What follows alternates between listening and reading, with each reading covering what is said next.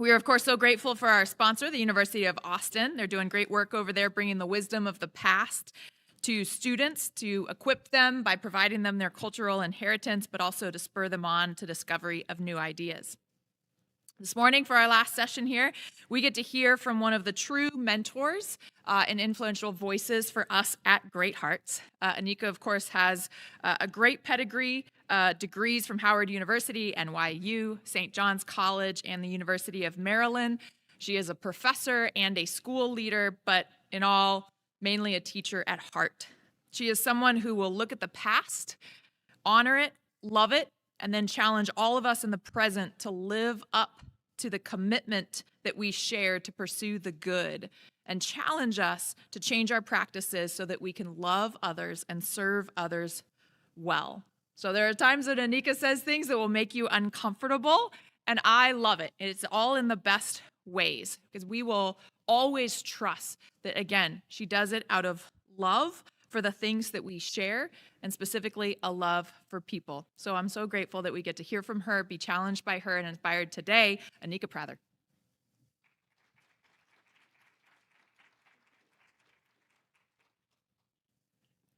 Hello, everyone. It's so hard to see everyone because of those lights. But I'm so excited to be here. This topic is kind of new because I feel like it's really going to touch on something that really connects to everyone, not so much about the Black intellectual tradition. It's just, it's about how do we come to really understand how important it is to free all children to wonder.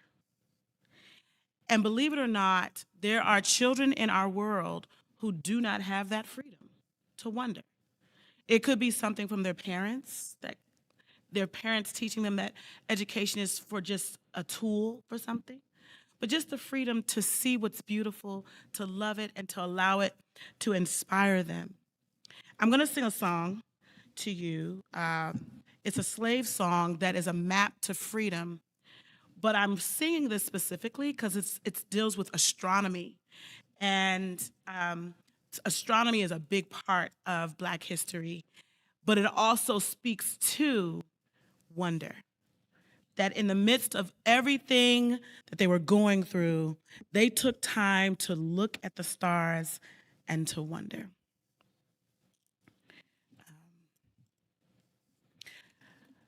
When the sun comes back and the first quail calls, follow the drinking gourd. For the old man's a-waiting for to carry you to freedom. Follow the drinking gourd. The riverbed makes a very good road. The dead trees will show you the way. Left leg, peg leg, traveling on. Follow the drinking gourd. When the great big river meets the little river, follow the drinking gourd. For the old man's a-waiting for to carry you to freedom. Follow the drinking gourd. That's just a little bit of this song that took a sense of wonder to write. They couldn't write, they couldn't read, they couldn't, and if they could write, they had to keep it hidden. So they hid these messages in songs. And where this song was written was close to a river, and it was close to, if you cross that river, you're in a free state, then you can easily get to Canada. I'm giving you just a real synopsis of the purpose of this song. Now, when the slaves sang it on the field, it gave the illusion of happiness. But it was really a song that says, listen, a conductor is coming soon, and he has one leg. And he's going to guide you to the river, and you're going to swim across that river so the hunting dogs can't pick up your scent. And you're going to swim, and maybe there's a raft, but if a raft is not there, you're going to make it across that river. Some did, some didn't. And when you make it across that river, you'll be in a free state. You're not totally free yet, but freer. And you're going to make your way to Canada. I often look at the art of my community as an evidence of wonder, right? How did these enslaved people know that the drinking gourd was actually leading to the North Star, right? It's the Big and Little Dipper. And they changed it to drinking gourd. All of this is just confusing. But to be able to do that, to pick up the knowledge, to know astronomy, to know how to use the North Star, to get to Canada, that didn't just happen by accident. A big part of classical education was the teaching of astronomy. And a lot of times enslaved people would be working in the master's house while the children may have been getting their homeschool lessons, and they were learning too. And they were learning how to look at the stars. You know, that story I share because they were getting a sense of wonder while they were oppressed. Those of us who are free have this unique opportunity to just look at the stars and to discover your inner gifts, to teach others, to elevate your own soul, not because you're afraid, not because you have to be free, because you already are free. And so you're going to get students in your class from all different types of backgrounds. This is not just about African American students, but if you ever get, even if it's one, this is so important. If you ever get a student who is from either a working class family, a low income family, an immigrant family, or an African American family, or any type of those groups, they don't think they have the freedom to wonder. They don't think they have the freedom to just enjoy a book like Charlotte's Web, just to enjoy the narrative. They don't think they can enjoy The Lion, the Witch, and the Wardrobe and just imagine. I am thankful that I was raised in a house that gave me the freedom to wonder. It's probably why I am so creative, but it was very unique. And a lot of my parents' friends and family thought they were absolutely crazy for the decision they made on how they educated my brother and I. At the time, and I don't even think they understood, at the time, it was classically inspired because they're in their 80s. That's the education they had when they were young.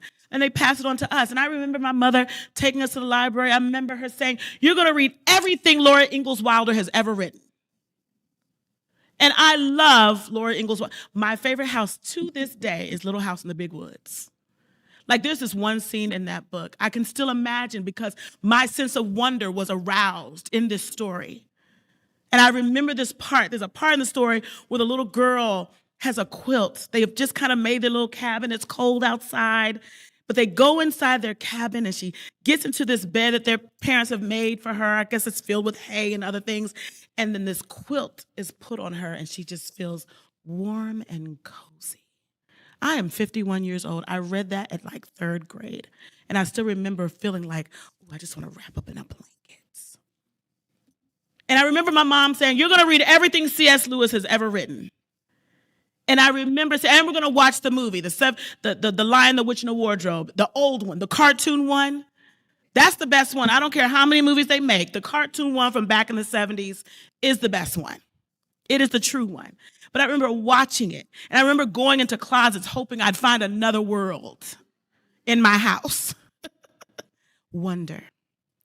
But this sense of wonder that my mom and dad gave me and reading, making me read and reading to me and just engaging me in conversations about what I was reading. And every book I've just described to you had nothing to do with teaching me my heritage. And they did that too. But they opened me up to a whole world that was not just about me. Doesn't every child deserve that? Doesn't every child deserve not just to know about, we should teach our children who they are, where they've come from. Every child should know that. But we cannot stop there. Wonder begins when we take that journey outside of that. And my parents gave that to me, which eventually birthed the classical school that they created. It ran for 10 years and gave me the inspiration to do the work I'm doing here with you today. And so every child deserves that freedom to wonder. So let me tell you a little bit about why I call this freedom to wonder. If you haven't already, I brought some books up here so you can just have some resources.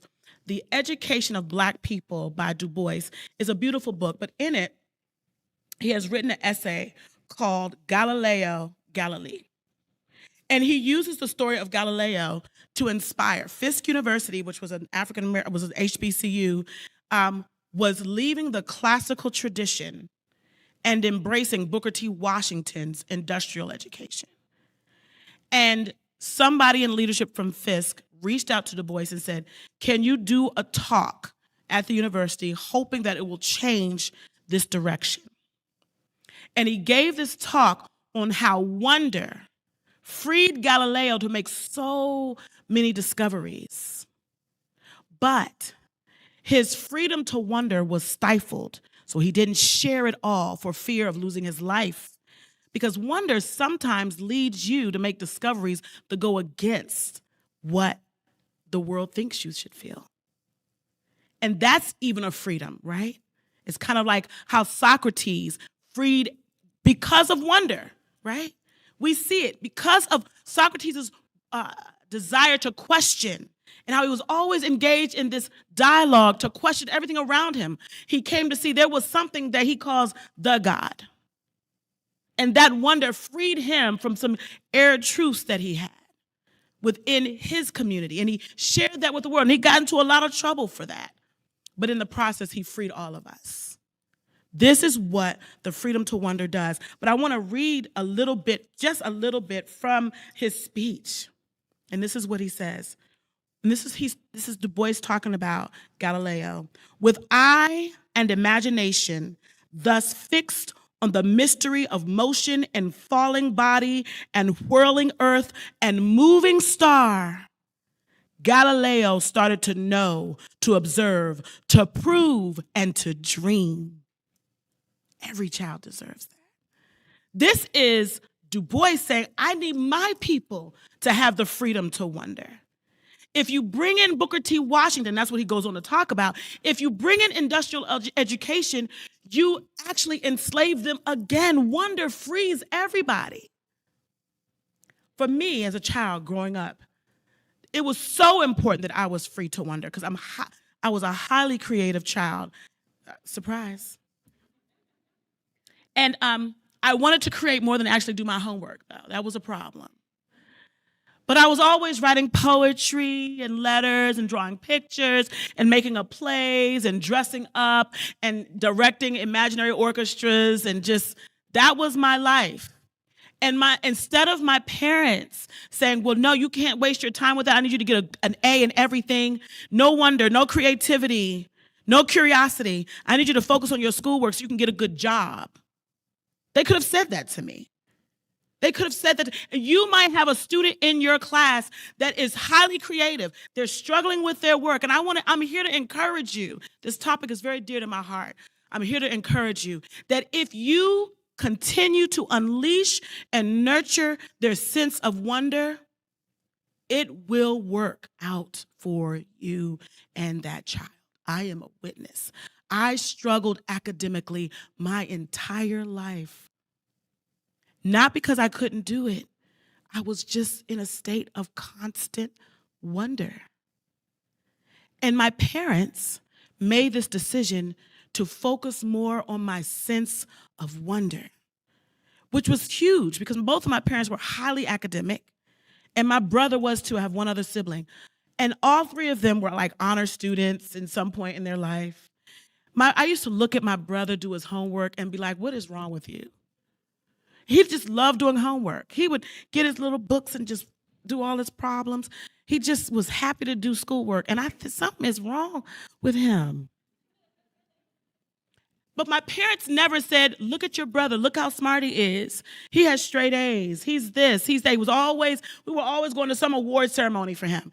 This is who he is. Why can't you be more like him? They never did that, right?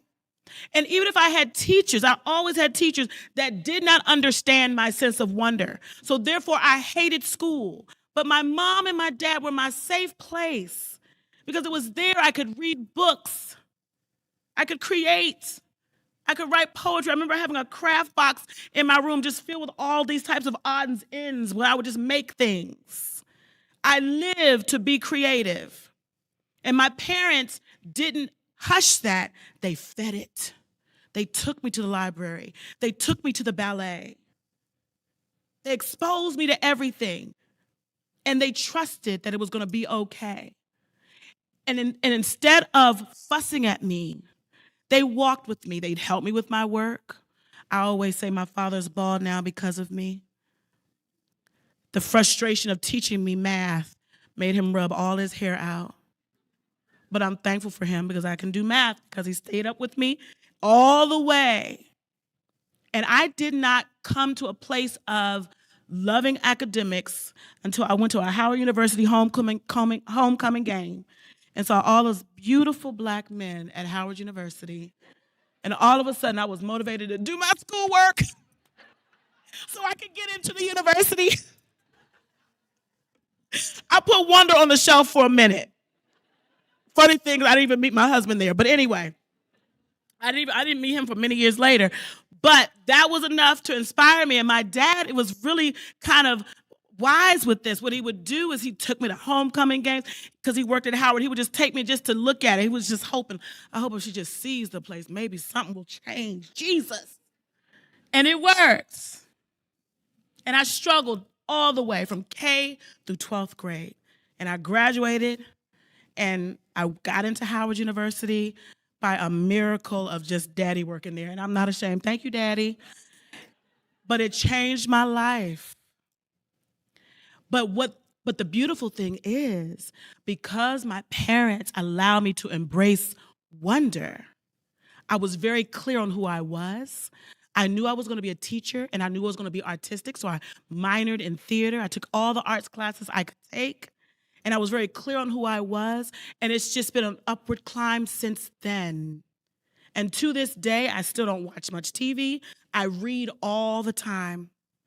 And my sense of wonder is always stirred. My desire to create is always stirred, whether I'm making a tapestry or sewing something, but I'm reading and I'm writing and I'm learning. But my parents gave me this education. And the other thing my parents did that freed me to wonder was they chose not to place me in the local schools. And this is not a slight against public schooling, but this was what was right for me. And I remember sitting in those schools, and even though I talk often about how being sometimes the only brown person in the place, and I did endure racism, it fed my sense of wonder. It was really interesting. And I remember in fifth grade, now fifth grade was the year I had a teacher that just pray. I had to pray for her. She was not the greatest person, but she did these wonderful read-alouds. And she would read Paralandra to me. And she would read, and then I remember going to seventh grade, and I had another teacher who had us read Watership Down. And I had another teacher who read Shakespeare. And again, even with all my challenges, I went to a school that valued this tradition in some way. At that time, they didn't call themselves a classical school, but I can look back and I can see the content of the school revealed this classical inspiration. And this opened up my sense of wonder. And so when DuBois talks to Fisk University, who is fighting against the Board of Education and Booker T. Washington, trying to end classical learning in HBCUs, he talked about the power of Galileo's sense of wonder. And he gave that speech.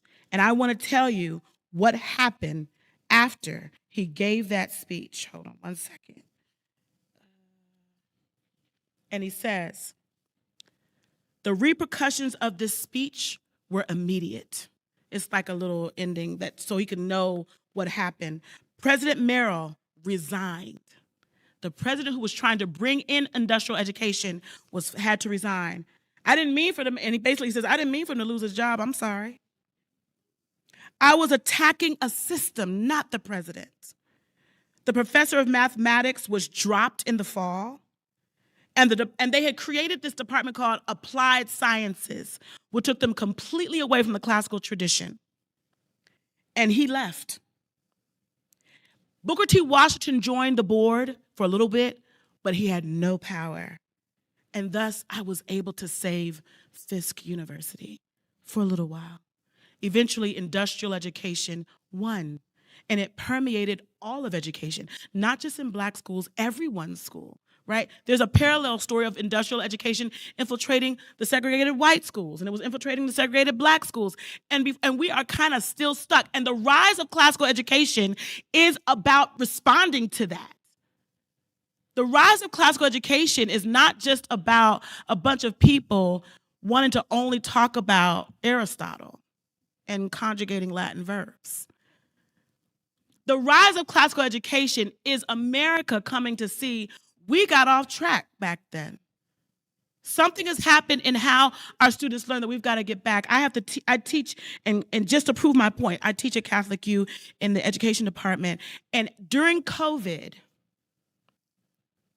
there was such a recognition of how students don't have strong reading comprehension or vocabulary or spelling that during COVID, something called the science of reading was created. So I'm doing this research because, if you're in a classical school, we don't have a whole bunch of science words. This is just good teaching, right? But you step out of it and they call it the science of reading.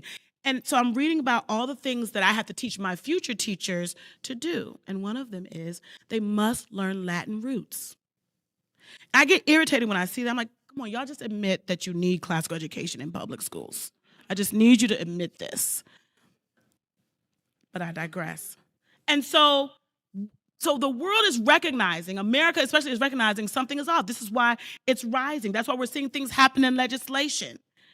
And people are mistaking it as that it could silence the stories of diverse people. But instead of thinking like that, classical education, this is why I'm such a champion for it and advocate for it, is classical education has always been shared by diverse people. That's not a myth. That's not something I have to make up. Any person of color, if you read, I remember reading The House on Mango Street, which tells the story of Latino communities. And it's based on the philosophies of Bachelard, who wrote The Poetics of Space.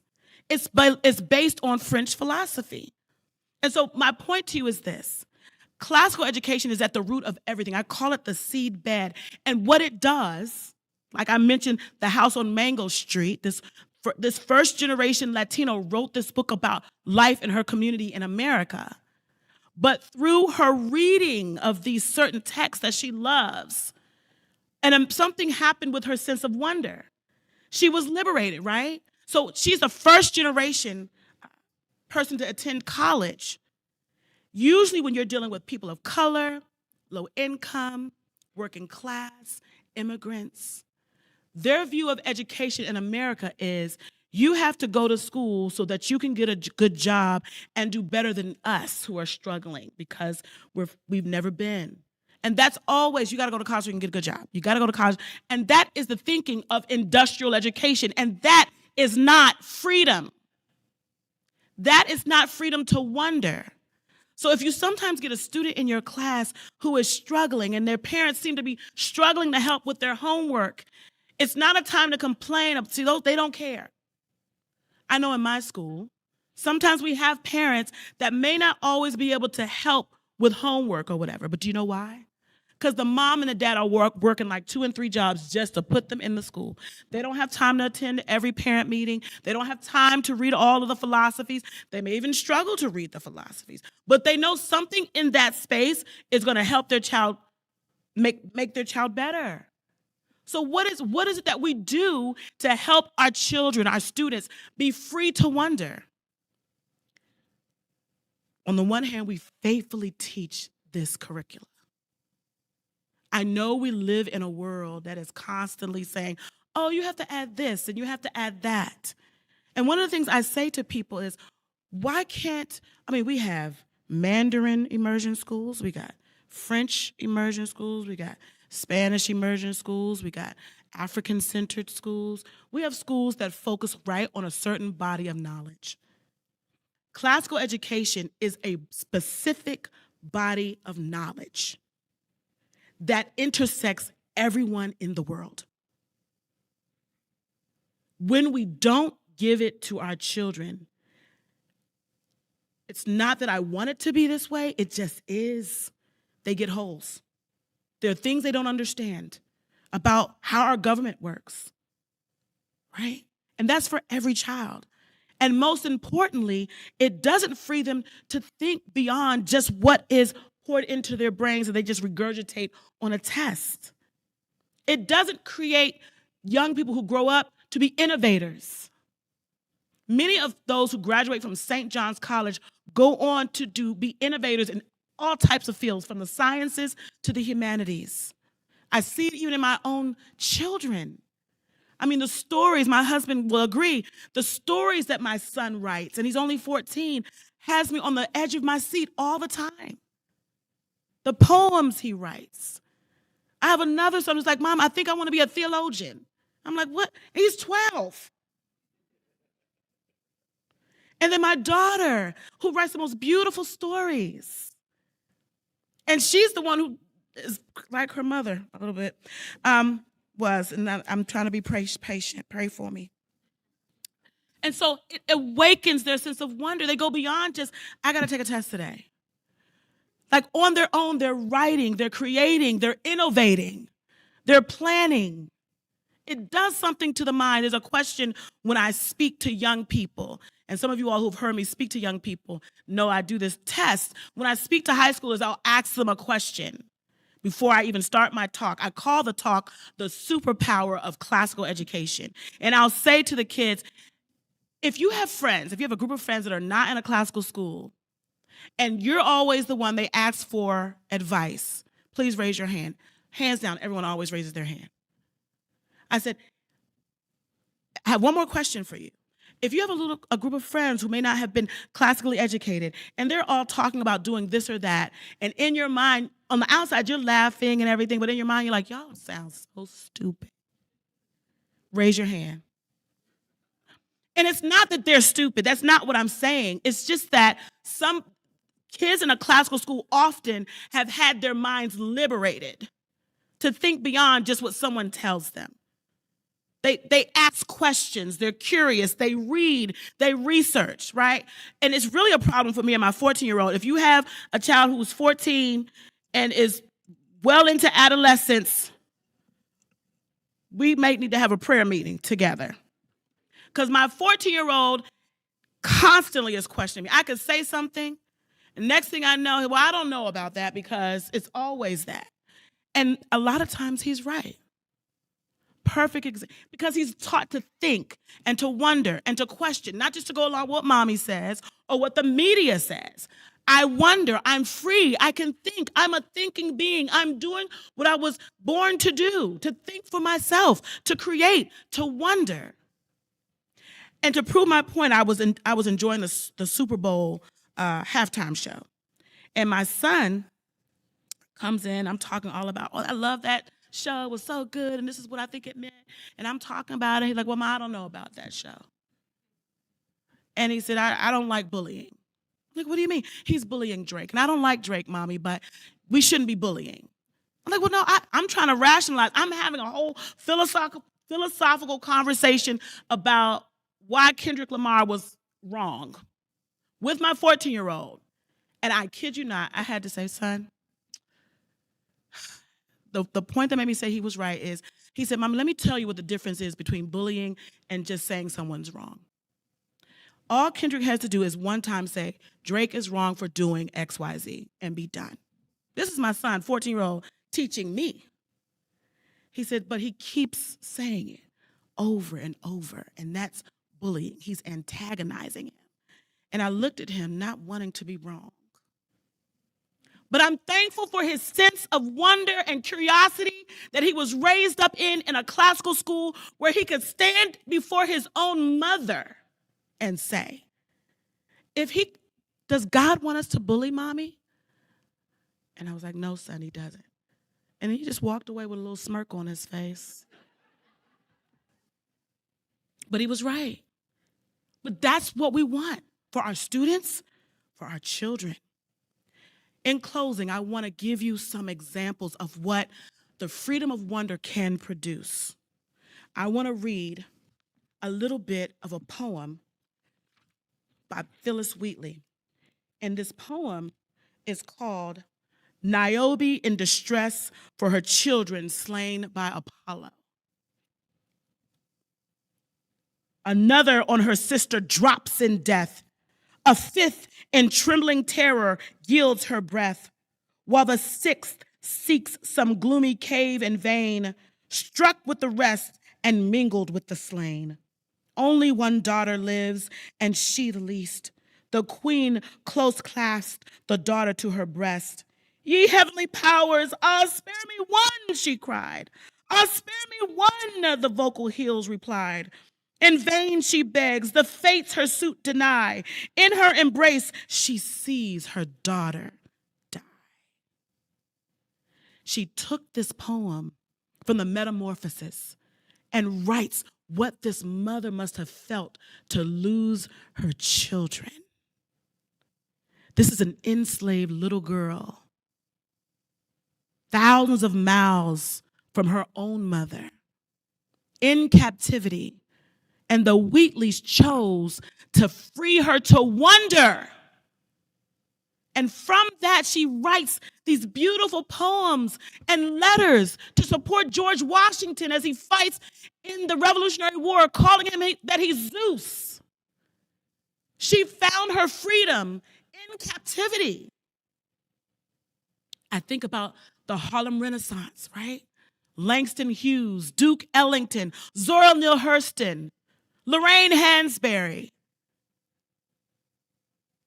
These pieces of visual art and performing arts that were created. The Harlem Renaissance was started by a man by the name Alain Locke was his name. And he was classically educated. And he wrote this essay called The New Negro. And what he said in this essay is, basically, we're not going to just sit here and write about just all of the horrible things we've gone through. That's not what we're here to do. We're going to turn our story into art and hope. And that is what gave birth to the Harlem Renaissance. So when we read the stories of the Harlem Renaissance, they want you to think of it like a Greek myth.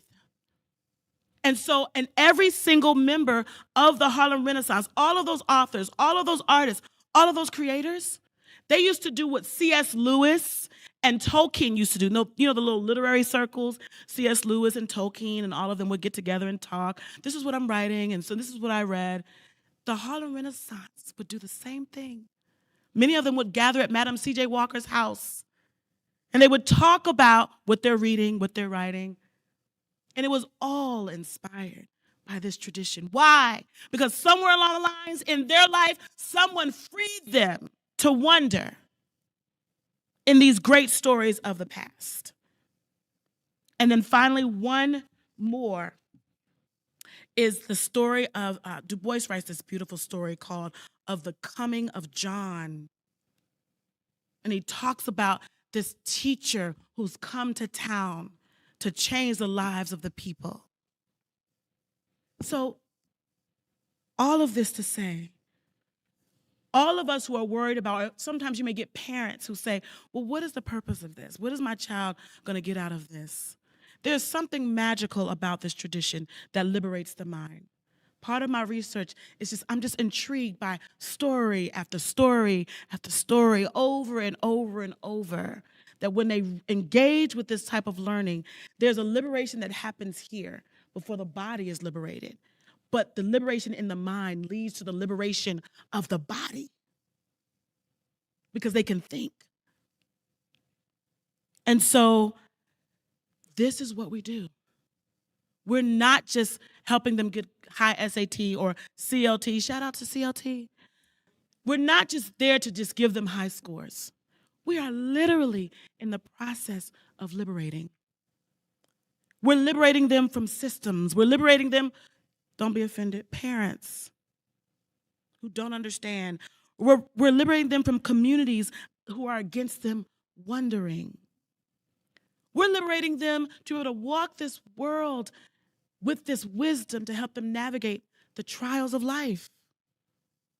One of the reasons why I like Jessica's talk today, as she talked about Dante, is it reminds me of Boethius and Letter from a Birmingham Jail and so many others. There are so many stories of people who had a classical education in jail.